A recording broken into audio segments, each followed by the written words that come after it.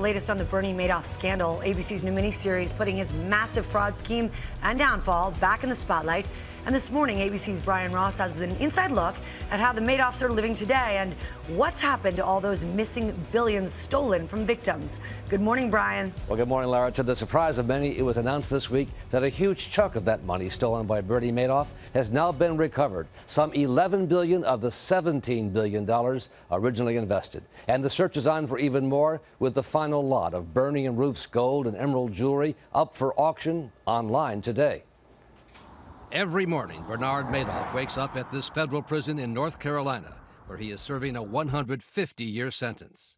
Prisoner number 617-27054, who once had billions of dollars in the bank, now works as a delivery boy in the commissary, where he makes less than $1 an hour. His former cellmate, J.D. Winfield, in for bank robbery, says Madoff is relieved to be in prison. I think he was glad to be caught. I think he was just, tearing him up inside what was going on. I think he was glad for it to come to a close. Madoff, in the blue jumpsuit, has maintained many of his investors should actually thank him in his one recorded interview with New York Magazine. Did I make a lot of money for people? Yeah, I made a lot of money for people.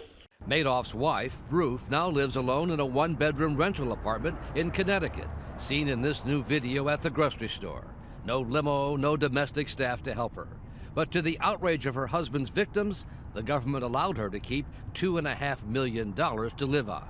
This week, the U.S. Marshals put the final lot of Ruth's jewelry up for auction after earlier selling off her $500,000 diamond ring. Sold at $550,000. And the family's New York penthouse, the homes in Palm Beach, the Riviera, and on the ocean in the Hamptons. All that's left now of the Madoff legacy is a huge warehouse full of boxes and boxes of the phony documents used to pull off his massive Ponzi scheme.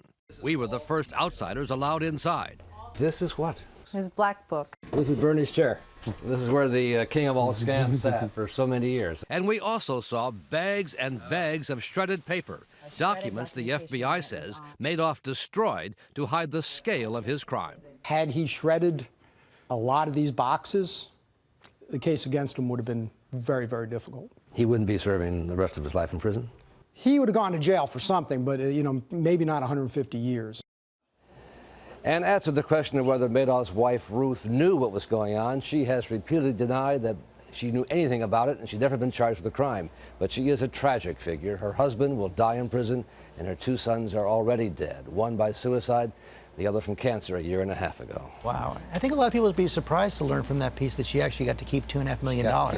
Many of the victims are very upset about that, but they just felt that that was the best they could do, and they negotiated strongly for that. And Bernie, by the way, is in charge of the remote in the day room at the prison, so he's likely going to be watching all the coverage. Is he very interested in his own coverage still? Extremely interested. Yes. Brian, so fascinating. Thank you so much.